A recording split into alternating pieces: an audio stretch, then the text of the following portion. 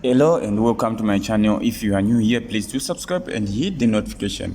Kuti pese petino upload masini anopisa kuti uwe ucha notifywa. Kune waka subscribe kare ndinoti moto kumberi. So today guys tine nyaya inofadza zvikuru, nyaya inodakadza.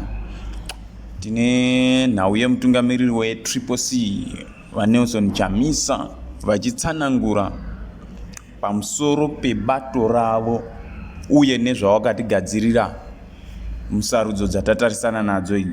So without wasting your time, zvionerei uye ndokumbirawo mulike video nekukomenda nekushare. Thank you. Zvionerei.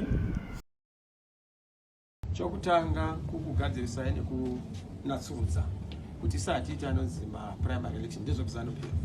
Isu tunoita gokorodzo, tunoita gumano, tunoita ungano nesangano nokuonesana kuti akanaka unomiririra vanhu ndiani.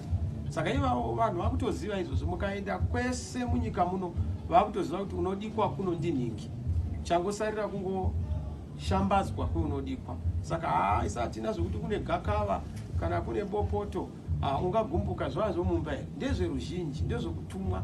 Ungatsamwa kuti hauna kutumwa kunoita basa, asi unenge uchida kunoita zvimwe.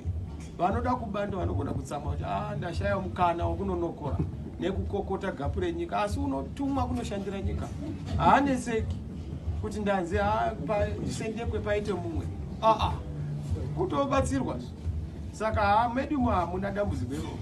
Mune mufaro bedzi bedzi. Kwatinotyira kune bhora musango kuZANU-PF. Sango racho tirisu. Chigamuchira mabhora anenge aiswa kwatiri muno musango kuti zvinhu zvifambe zvakanaka, nyika yeyambuke. Munhu wese anoda kuti zvinhu zvifambe munyika muno. Ndo zvatoda kuti tibatsirane. Hakuna usingadi kuti nyika yafamba zvakanaka.